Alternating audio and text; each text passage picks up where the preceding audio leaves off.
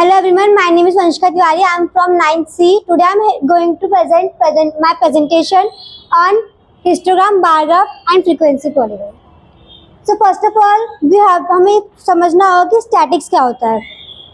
Statistics is the science that deal with the method of collecting, classifying, presenting, comparing and interpreting numerical data collected through some light on any sphere of inquiry. इसका मतलब static में हमें मदद करता है वो data को collect करने में, उसे अच्छी तरह से क्लासीफाई करने में और कहीं पे रिप्रेजेंट करने में.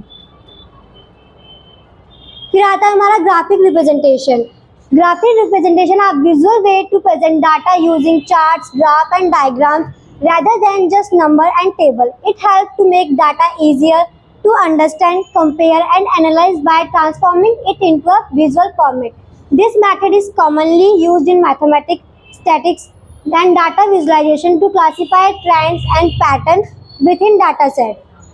जो ग्राफिक रिप्रेजेंटेशन होता है वो डाटा को एक बेहतर उसमें प्रेजेंट करने में मदद करता है. इसमें हमारे चार्ट होते हैं, ग्राफ होते हैं और डायग्राम होते हैं. केवल नंबर और टेबल को ना क्लासीफाई उसमें ना प्रेजेंट करके हम इसका यूज करके अपने डाटा को एक अच्छे उसमें प्रेजेंट कर सकते हैं. टाइप ऑफ ग्राफिक रिप्रेजेंटेशन, इसकी 3 टाइप होती हैं: histogram, bar graph, frequency polygon. Histogram is represented bye a rectangular bar to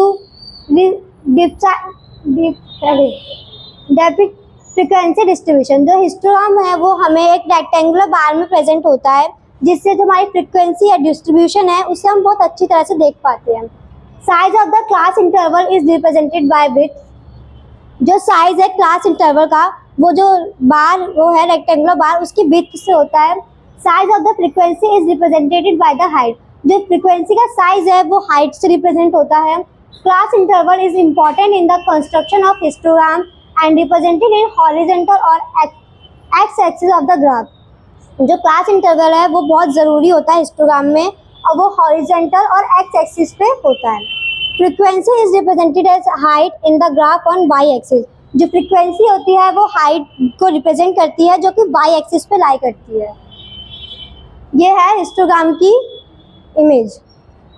इसमें देखो, इसमें हमारे पास एक रेक्टेंगुलर बार है जो एक दिखाते हैं, जिसकी विड्थ होगी वो क्लास इंटरवल को दिखाएगी और जिसकी हाइट होगी वो फ्रीक्वेंसी को डिनोट करेगी. सेकंड है हमारा bar graph. A bar graph is a visual representation of data using rectangular bar.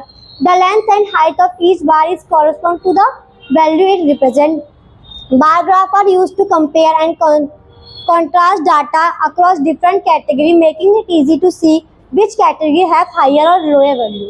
Bar graph भी हिस्टोग्राम की तरह होता है, उसमें भी रेक्टेंगुलर बार ही होते हैं, और जो लेंथ और हाइट है वो हर जो उसकी या बार की वो अपनी अपनी वैल्यू को रिप्रेजेंट करती है.